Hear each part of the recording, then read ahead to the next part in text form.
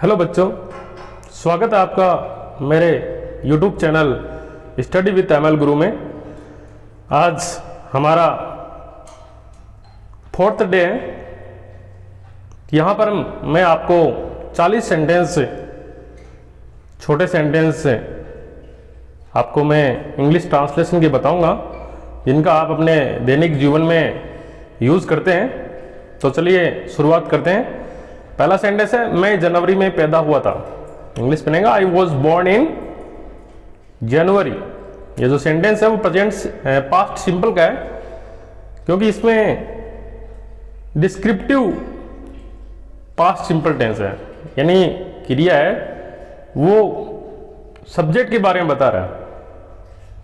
तो इंग्लिश बनेगा I was born in January. Second sentence, वो 2015 में घर आएगा। He will come home in 2015। मैंने जून 2009 में कंपनी छोड़ी। I left the company in June 2009। ये भी सेंटेंस पास्ट सिंपल का है। फोर्थ सेंटेंस, मैं आधे घंटे से निकलूंगा, या मैं आधे घंटे में रवाना होऊंगा। कैसे भी कहो, फ्यूचर सिंपल टेंस का वाक्य है I will live in half an hour. Question number 5, मैं दिल्ली में रहता हूं। I live in Delhi.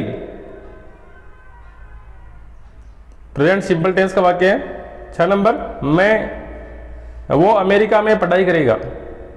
Future simple tense, he will study in America. Question number 7, मुझे इस मोबाइल में गाने नहीं मिले।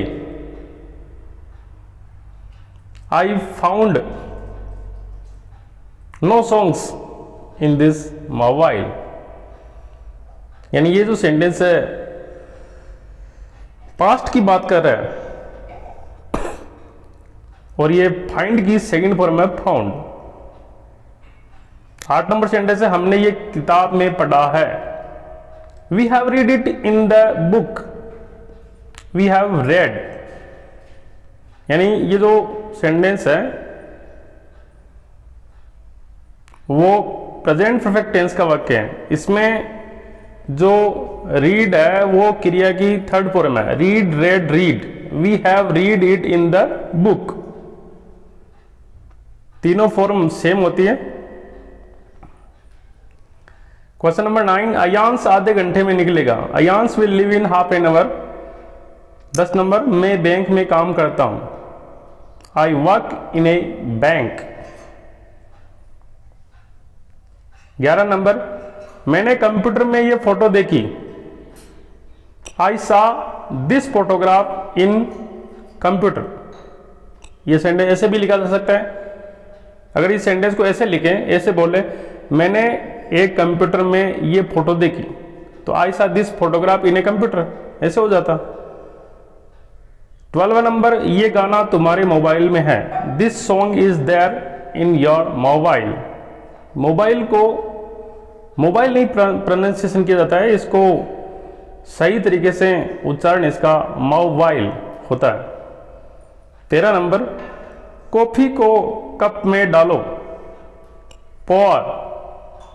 pour the coffee into the cup। और यानी डालना होता है। 40 नंबर है, वो कमरे में जा रहा है। he is going into the room। he is going into the room। speak with me। he is going into the room। into preposition का यूज किसी एक वातावरण से दूसरे वातावरण में प्रवेश करने के लिए होता है, या एक स्थान से दूसरे स्थान में गमन करने की स्थिति में इनटू प्रीपोजिशन का प्रयोग होता है। 15 नंबर है, यह ट्रेन समय से पहले चलेगी। This train will reach. यह ट्रेन समय से पहले पहुंचेगी। पहुंचने के लिए रीच वर्ड आएगा। This train will reach before time. मैं तुम्हारे निकलने से पहले आऊंगा। I will come before you live. अब मैं आपके सामने खड़ा हूं। Now I am standing before you. ये जो सेंटेंस है प्रेजेंट कंटिन्यूस टेंस का वाक्य है, वो अपने पापा के सामने खड़ा था। Past continuous tense, he was sitting, वो अपने पापा के साथ बैठा था। Sorry, he was sitting before his dad. 19 number, वो मेरे सामने खड़ा था। He was standing before me या he was standing in front of me.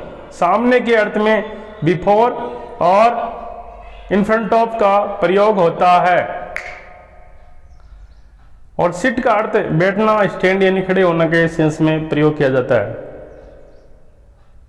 20 number, वो मेरे सामने टिक नहीं सकता, या हम इस सेंटेंस को ऐसे भी बोल सकते हैं, वह मेरे सामने खड़ा नहीं हो सकता। He can't stand in front of me या he can't stand before me. 21 number है, मैं तुमसे 10 बजे के बाद मिलूंगा। I will meet you after 10 o'clock या ओनली 10, दोनों में से कोई सा भी सही है। मैं उनके बाद पहुंचा। आई रीच्ड आफ्टर देम, मैं अपने प्रोफेसर के पीछे पड़ गया था। I was after my professor, मेरे पापा ने 3 बार मना कर दिया, पर मैं अभी भी उनके पीछे पड़ा हुआ हूं। My father denied me thrice but I am still after him. Deny यानी होता है मना करना। ट्रेन समय के बाद पहुंचेगी। The train will reach after time. 26 number है, मैं तुम्हारे जाने के बाद आऊंगा। I will come after you leave. वो राहुल से 10 बजे के बाद मिला। ही मीट फर्स्ट फॉर्म होती है, सेकंड फॉर्म मेट होती है। ही मेट राहुल आफ्टर 10 o'clock या ओनली 10।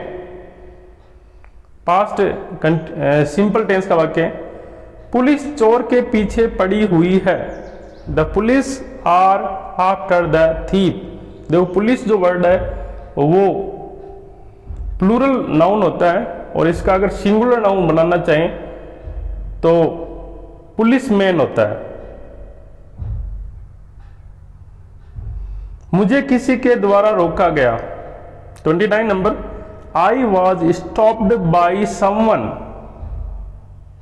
पास्ट सिंपल टेंस का वाक्य है, पैसिव वॉइस है। यहां पर कार्य है वो सब्जेक्ट के न द्वारा न किया जाकर क्रिया पर निर्भर रहता है, ऐसा वाक्य पैसिव वॉइस कहलाता है। इसलिए इसका ट्रांसलेशन इसी प्रकार से बनेगा,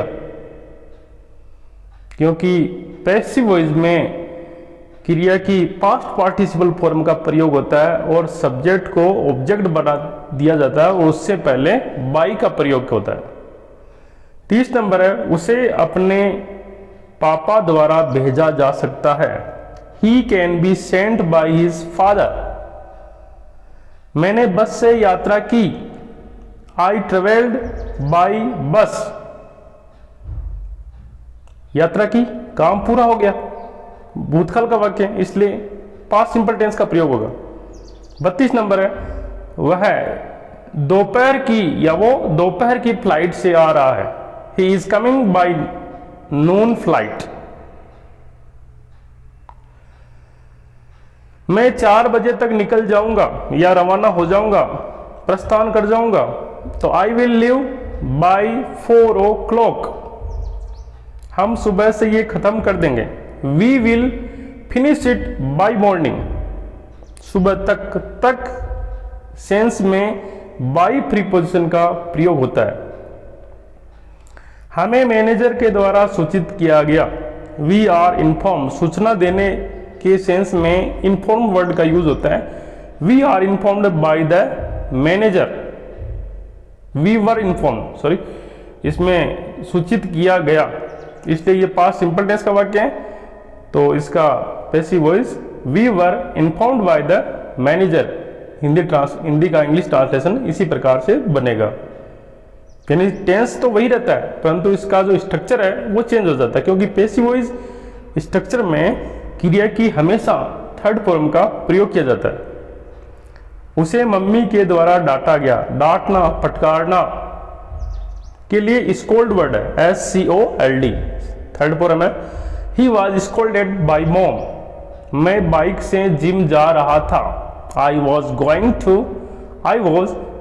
टू जिम बाई बाइक। हम ये सुबह तक निपटा लेंगे, निपटा लेंगे मतलब फिनिश करना, काम पूरा करना, समाप्त कर देना।